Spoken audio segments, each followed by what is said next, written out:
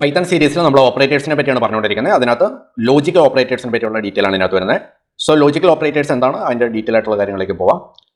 Logical ഓപ്പറേറ്ററിൽ 3 conditions ആണ് main ആയിട്ടുള്ളത്. ഇതിനകത്തും കണ്ടീഷൻ ചെക്ക് ചെയ്യുവാണ്. അതായത് മൾട്ടിപ്പിൾ ആയിട്ടുള്ള നമ്മൾ കഴിഞ്ഞ സെക്ഷനിൽ നമ്മൾ കമ്പാരിസൺ അങ്ങനെയുള്ള ഓപ്പറേറ്റേഴ്സും കാര്യങ്ങളൊക്കെ നോക്കിയിട്ടുണ്ടായിരുന്നു, അസൈൻമെന്റ് ഓപ്പറേറ്റേഴ്സ് ഒക്കെ. അതിനകത്ത് ഇപ്പോൾ കമ്പാരിസൺ ഓപ്പറേറ്റേഴ്സ് എടുക്കുകയാണെങ്കിൽ ഒരു വേരിയബിളിനെ ചെക്ക് ചെയ്യണം, അത് ഒരു വേരിയബിളിനെ ചെക്ക് ചെയ്യുവാണ്. ഇപ്പോൾ ഈ ഒരു കേസിനകത്ത് അതായത് ലോജിക്കൽ ഓപ്പറേറ്റേഴ്സിൽ മൾട്ടിപ്പിൾ ആയിട്ടുള്ള വേരിയബിൾസിനെ അല്ലെങ്കിൽ മൾട്ടിപ്പിൾ ആയിട്ടുള്ള വാല്യൂസ് വെച്ചിട്ട് ചെക്ക് ചെയ്യുകയാണ്, കണ്ടീഷൻസ് ചെക്ക് ചെയ്യുകയാണ് ചെയ്യുന്നത്. സോ ലോജിക്കൽ ഓപ്പറേറ്റേഴ്സിൽ മെയിൻ ആയിട്ടുള്ളത് ആൻഡ് ഓപ്പറേറ്റർ, ഓർ ഓപ്പറേറ്റർ, അതുപോലെ തന്നെ നോട്ട് ഓപ്പറേറ്റർ. ഇപ്പോൾ ഈ 3 ലോജിക് ഓപ്പറേറ്ററിലുള്ളത്, ലോജിക് ഓപ്പറേറ്ററിൽ വരുന്നത്. അപ്പോൾ എക്സാമ്പിളായിട്ട് പറയുവാണെങ്കിൽ ഇപ്പോൾ ഇപ്പോൾ 2 വേരിയബിൾ ഉണ്ടെങ്കിൽ നമുക്ക് ഇങ്ങനെ കോമ ഇട്ടിട്ട് കഴിയാം കേട്ടോ, 2 വേരിയബിൾ. അപ്പോൾ എയുടെ വാല്യൂ നമുക്ക് ഒരു 5 കൊടുക്കാം, ബിയുടെ വാല്യൂ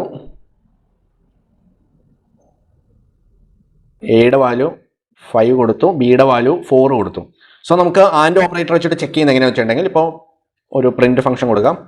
പ്രിന്റ് ഫംഗ്ഷൻ്റെ ഉള്ളിൽ എ ഗ്രേറ്റർ ദാൻ 4 ആണോ എന്ന് ചെക്ക് ചെയ്യാം. അതുപോലെ തന്നെ ഇപ്പോൾ 2 കണ്ടീഷൻ ഉണ്ടെന്ന് എഴുതാം, എ ഗ്രേറ്റർ ദാൻ 4, അതുപോലെ തന്നെ എ ലെസ് ദാൻ 10. ഇങ്ങനെ 2 കണ്ടീഷൻ ഉണ്ടെങ്കിൽ നമുക്കിവിടെ ആൻഡ് ഓപ്പറേറ്റർ വേണമെങ്കിൽ യൂസ് ചെയ്യാം. അപ്പോൾ ആൻഡ് ഓപ്പറേറ്ററിനകത്ത് ഇത് രണ്ടും ട്രൂ ആണോ അല്ലെങ്കിൽ ഫോൾസ് ആണോ, ഇതിനകത്ത് ഇത് ട്രൂ ആണോ ഇതും ട്രൂ ആണോ എന്ന് ചെക്ക് ചെയ്യും. അപ്പോൾ എ ഗ്രേറ്റർ ദാൻ 4 നോക്കിയിട്ടുണ്ടെങ്കിൽ എ ഗ്രേറ്റർ ദാൻ 4 നോക്കിയിട്ടുണ്ടെങ്കിൽ അത് ട്രൂ ആണ്, കാരണം 4-നേക്കാളും വലുതാണ് എ എന്ന് പറയുന്നത്. അപ്പോൾ 5 ആണ് എയുടെ വാല്യൂ. എ ലെസ് ദാൻ 10 ആണ് അല്ലെങ്കിൽ 10-നേക്കാളും താഴെയാണെന്ന് നോക്കിയിട്ടുണ്ടെങ്കിൽ അതും ട്രൂ ആണ്. അപ്പോൾ ഇതിന്റെ വാല്യൂ എന്ന് പറഞ്ഞിട്ടുണ്ടെങ്കിൽ, ഇതിന്റെ ഔട്ട്പുട്ട് വാല്യൂ എന്ന് പറഞ്ഞിട്ടുണ്ടെങ്കിൽ ട്രൂ ആണ് അതിന്റെ ഔട്ട്പുട്ട് എന്ന് പറയുന്നത്. അതുപോലെ തന്നെ നമുക്ക് വീണ്ടും ഒരെണ്ണം ചെക്ക് ചെയ്യാം. പ്രിന്റ് ഫംഗ്ഷനകത്ത് നമ്മൾ ചെക്ക് ചെയ്യണം, എയുടെ വാല്യൂ ലെസ് ദാൻ 4 ആണെന്ന് ചെക്ക് ചെയ്യുന്നു. അതുപോലെ തന്നെ എയുടെ വാല്യൂ ലെസ് ദാൻ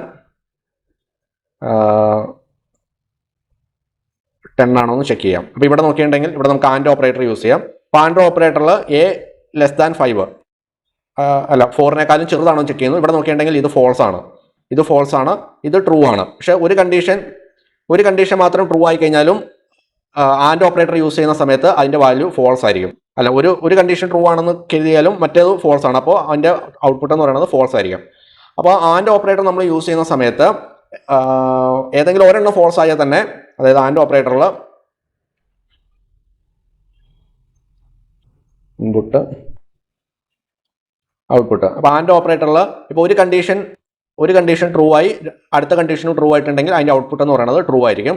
ഒരു കണ്ടീഷൻ ഫോൾസ് ആയി ആദ്യത്തെ കണ്ടീഷൻ ഫോൾസ് ആയി രണ്ടാമത്തെ കണ്ടീഷൻ ട്രൂ ആയി കഴിഞ്ഞാലും അതിന്റെ ഔട്ട്പുട്ട് ഫോൾസ് ആയിരിക്കും. ആദ്യത്തെ കണ്ടീഷൻ ട്രൂ ആയി രണ്ടാമത്തെ കണ്ടീഷൻ ഫോൾസ് ആയി അന്നേരം ഔട്ട്പുട്ട് ഫോൾസ് ആയിരിക്കും.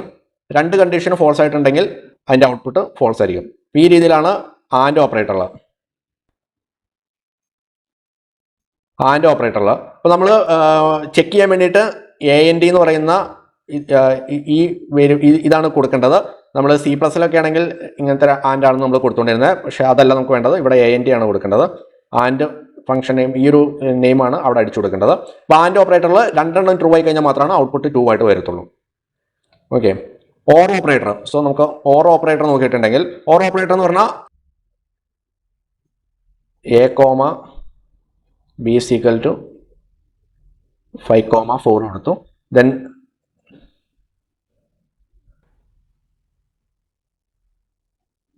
പ്രിന്റ് ഫംഗ്ഷൻ്റെ ഉള്ളിൽ എന്ത് ചെയ്യാം, എ ഗ്രേറ്റർ ദാൻ 4 ആണോ എന്ന് ചെക്ക് ചെയ്യാം. അതുപോലെ തന്നെ ബി ലെസ് ദാൻ 10 ആണോ എന്ന് ചെക്ക് ചെയ്യാം. അപ്പം ഇങ്ങനെ ചെക്ക് ചെയ്തിട്ടുണ്ടെങ്കിൽ ഓർ ഫംഗ്ഷൻ വർക്ക് ചെയ്യുന്ന സമയത്ത് എ ഗ്രേറ്റർ ദാൻ 4 ആണോ എന്ന് ചെക്ക് ചെയ്യുന്നു. എയുടെ വാല്യൂ 5 ആണ്, 5-നേക്കാളും വലുതല്ല 4 എന്ന് പറയുന്നത്. ലെസ് ദാൻ 10 വരുന്ന സമയത്ത് 10-നേക്കാളും ചെറുതാണോ എന്ന് ചെക്ക് ചെയ്യുന്ന സമയത്ത് ഇത് ട്രൂ ആണ്. അപ്പോൾ ഒരെണ്ണം ഓർ കണ്ടീഷൻ ചെക്ക് ചെയ്യുന്ന സമയത്ത് ഒരെണ്ണം ഫോൾസ് ആണെങ്കിലും അതിന്റെ ഔട്ട്പുട്ട് എന്ന് പറയുന്നത് ട്രൂ ആയിരിക്കും. അതിന്റെ ഔട്ട്പുട്ട് എന്ന് പറയുന്നത്, അതായത് ഏതെങ്കിലും ഒരെണ്ണം ശരിയായാൽ മതി, ഏതെങ്കിലും ഒരെണ്ണം ശരിയാണെങ്കിലും അതിന്റെ ഔട്ട്പുട്ട് എന്ന് പറയുന്നത് ട്രൂ ആയിരിക്കും. ഓക്കെ, ഇനിയിപ്പോൾ എയുടെ വാല്യൂ ഇപ്പോൾ A less than 4 or B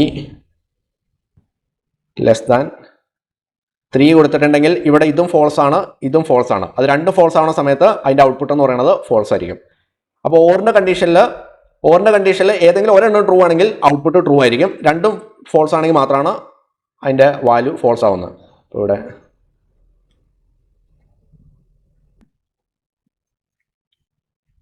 output. അപ്പോൾ ഒരെണ്ണം ട്രൂ ആണ്, രണ്ടും ട്രൂ ആണെങ്കിൽ അതിൻ്റെ ഔട്ട്പുട്ട് ട്രൂ ആയിരിക്കും. ഒരെണ്ണം ട്രൂ ആണ്, ഒരെണ്ണം ഫോൾസ് ആണെങ്കിൽ അതിൻ്റെ വാല്യൂ ട്രൂ ആയിരിക്കും. ആദ്യത്തെ ഫോൾസ് ആണ്, രണ്ടാമത്തെ ട്രൂ ആണെങ്കിൽ അതിൻ്റെ വാല്യൂ ട്രൂ ആയിരിക്കും. രണ്ടും ഫോൾസ് ആണെങ്കിൽ അതിൻ്റെ വാല്യൂ ഫോൾസ് ആയിരിക്കും. അപ്പോൾ ഈ രീതിയിലാണ് ഓർ യൂസ് ചെയ്യുന്നത്.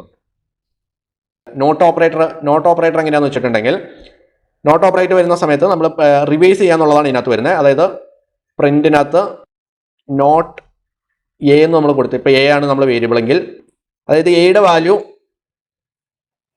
വാല്യൂ ഫോൾസ് ആണെന്ന് എഴുതാം. അതായത് ഒരു ബൂളിയൻ ഫംഗ്ഷൻ ആണ്, ഒരു ഫോൾസ് ആണെന്ന് എഴുതാം. അപ്പോൾ ഇവിടെ റിവേഴ്സ് ചെയ്യും. അപ്പോൾ ഇവിടെ എയുടെ വാല്യൂ ചേഞ്ച് ചെയ്യും. എയുടെ വാല്യൂ നോട്ട് ഫംഗ്ഷൻ കൊടുത്തു കഴിയുമ്പോൾ അതിനെ റിവേഴ്സ് ചെയ്യും. റിവേഴ്സ് ചെയ്തിട്ട് ഇവിടെ ട്രൂ ആക്കും. അപ്പോൾ നോട്ട് ഫംഗ്ഷൻ യൂസ് ചെയ്യുന്നത് റിവേഴ്സ് ചെയ്യാൻ വേണ്ടിയിട്ടാണ്. ഇവിടെ നമുക്ക് നമ്പേഴ്സോ അല്ലെങ്കിൽ ഇൻറ്റീജർ ആയിട്ടുള്ള വാല്യൂസും ഫോൾട്ട് വാല്യൂസോ സ്ട്രിംഗ് ഒന്നും കൊടുക്കാൻ പറ്റത്തില്ല. അപ്പോൾ നോട്ട് യൂസ് ചെയ്യുന്ന സമയത്ത് ട്രൂ ഓർ ഫോൾസിന് അതിന് ഓപ്പോസിറ്റ് ഡയറക്ഷൻ, ട്രൂ ആണെങ്കിൽ ഫോൾസ് ആകും, ഫോൾസിന് ട്രൂ ആക്കും. അപ്പോൾ ആ രീതിയിലാണ് ചെയ്യുന്നത്. സോ നമുക്ക് സോഫ്റ്റ്വെയറിൽ ചെയ്ത് നോക്കാം. സോ ഞാനിവിടെ എക്ക് എ കോമ ബി കൊടുത്തു. A comma B is equal to ഞാനിവിടെ 5,4 എന്ന് കൊടുത്തു. അപ്പോൾ എക്ക് 5ഉം ബിക്ക് 4ഉം ആണ് അസൈൻ ചെയ്തിരിക്കുന്നത്. ദെൻ നമുക്ക് ചെക്ക് ചെയ്യാം. പ്രിന്റ് ഫംഗ്ഷനകത്ത് ഡിസ്പ്ലേ ചെയ്യാൻ വേണ്ടിയിട്ട് പ്രിന്റ് ഫംഗ്ഷൻ കൊടുത്തു. എയുടെ വാല്യൂ ലെസ് ദാൻ 8 ആണോ എന്ന് ചെക്ക് ചെയ്തു. അതുപോലെ തന്നെ ആൻഡ് യൂസ് ചെയ്യാം. ദെൻ ആൻഡ് ഫംഗ്ഷൻ യൂസ് ചെയ്തിട്ട് അടുത്ത് ചെക്ക് ചെയ്യുകയാണ്. എയുടെ വാല്യൂ ഗ്രേറ്റർ ദാൻ 8 ആണോ എന്ന് ചെക്ക് ചെയ്യുന്നു. ദെൻ നമുക്കിതൊന്ന് ചെക്ക് ചെയ്ത് നോക്കാം. അതിൻ്റെ വാല്യൂ ഔട്ട്പുട്ട് എന്ന് പറയുന്നത് ഫോൾസ് ആണ്. ദെൻ ഇത് ഗ്രേറ്റർ ദാൻ ലെസ് ദാൻ മാറ്റിയിട്ട് ഗ്രേറ്റർ ദാൻ ഇട്ട് കൊടുത്ത് നോക്കാം. റൺ ചെയ്തിട്ടുണ്ടെങ്കിൽ അതിൻ്റെ വാല്യൂ ഫോൾസ് ആണ്. അപ്പോൾ രണ്ടെണ്ണം ഫോൾസ് ആയി കഴിഞ്ഞാലും അല്ലെങ്കിൽ ഒരെണ്ണം ഫോൾസ് ആയി കഴിഞ്ഞാലും അതിൻ്റെ വാല്യൂ ഇതായിരിക്കും.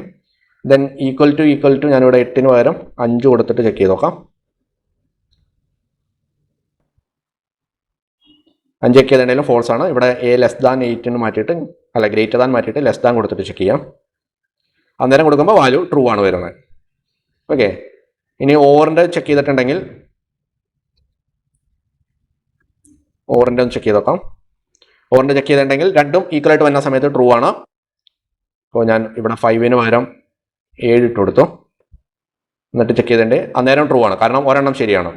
ഇവിടെ ഇനി 8ന് പകരം ഞാൻ 3 ഇട്ട് കൊടുക്കുകയാണ്. 3 ഇട്ട് കൊടുത്ത് കഴിയുമ്പോൾ ഫോൾസ് ആണ്, കാരണം രണ്ടും തെറ്റായിട്ടുള്ളതാണ്. ആ രീതിയിൽ. ഇനി നോട്ട് ഫംഗ്ഷൻ എന്ന് പറഞ്ഞാൽ സി ഈസ് ഈക്വൽ ടു ഞാനിവിടെ ട്രൂ എന്ന് പറഞ്ഞു കൊടുത്തു. ട്രൂവിൻ്റെ ടി ക്യാപിറ്റൽ ആണ്. ട്രൂ കൊടുത്തിട്ട് പ്രിന്റ് ഫംഗ്ഷനകത്ത് നോട്ട് സി കൊടുത്തിട്ടുണ്ടെങ്കിൽ അതിൻ്റെ ഔട്ട്പുട്ട് എങ്ങനെയാണെന്ന് നോക്കാം. അപ്പോൾ അതിനെ റിവേഴ്സ് ചെയ്യും. ഞാൻ ട്രൂ ആണ് കൊടുത്തത്, ട്രൂ കൊടുത്തതിന് ഫോൾസ് ആക്കി. ഇവിടെ ട്രൂവിന് പകരം ഫോൾസ് കൊടുത്തിട്ട് നോക്കാം.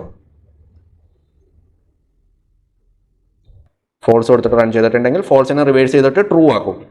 ഇവിടെ അതിനെ റിവേഴ്സ് ചെയ്തിട്ട് ട്രൂ ആക്കി. അപ്പോൾ ഈ രീതിയിലാണ് ലോജിക് ഓപ്പറേറ്റേഴ്സ് വർക്ക് ചെയ്യുന്നത്. സോ നമുക്ക് ഫ്യൂച്ചറിൽ പ്രൊജക്റ്റ് ഒക്കെ ചെയ്യുന്ന സമയത്ത് ഈ ലോജിക് ഓപ്പറേറ്റേഴ്സ് ഒക്കെ യൂസ് ചെയ്യേണ്ടി വരുന്നുണ്ട്. സോ നമുക്ക് അടുത്ത സെക്ഷനിൽ അടുത്ത ടോപ്പിക്കായിട്ടാണ്. ബൈ.